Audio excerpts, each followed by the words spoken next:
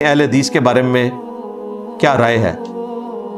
میری رائے تو درجنوں ویڈیوز میں ریکارڈ ہے۔ میں اہل حدیث کے منہج کو 24 کیرٹ سونا سمجھتا ہوں۔ اہل حدیث کا منہج وہی ہے جس کے اوپر اللہ کے نبی علیہ السلام نے اپنے صحابہ اور اہل بیت کو چھوڑا تھا، اور قیامت تک جو ایک گروہ حق پر قائم رہے گا وہ وہی منہج ہے جو اہل حدیث کا منہج ہے، اہل حدیث فرقہ نہیں۔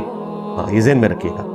یہ فرق میں کیوں کر رہا ہوں؟ دیکھیں، یہود و نصارہ کے مقابلے پر ہم مسلمانوں کو بہتر سمجھتے ہیں، ایسا ہی ہے نا؟ اس وجہ سے نہیں کہ انہوں نے نام کا ٹائٹل لگایا ہوا ہے، اس وجہ سے کہ اسلام ایک سچا دین ہے۔ مسلمان جھوٹے بھی ہیں، مسلمان بدکار بھی ہیں، مسلمان اپنے دین کے دشمن بھی ہوئے ہیں، اپنے دین کے باغی بھی ہیں، پھر بھی ہم مسلمانوں کو یہود و نصارہ سے بہتر سمجھتے ہیں اس اعتبار سے کہ یہ اسلام کے ماننے والے ہیں۔ اس کا قطعاً کوئی یہ رزلٹ نہ نکالے کہ مسلمانوں کے کرتوتوں کو ہم درست سمجھ رہے ہوتے ہیں۔ ہم اسلام کی وجہ سے ان سے محبت کرتے ہیں۔ اہل حدیث کو میں بہتر سمجھتا ہوں ان کے منہج کی وجہ سے، ان کے کرتوتوں کی وجہ سے نہیں، ان کی فرقہ واریت کی وجہ سے نہیں۔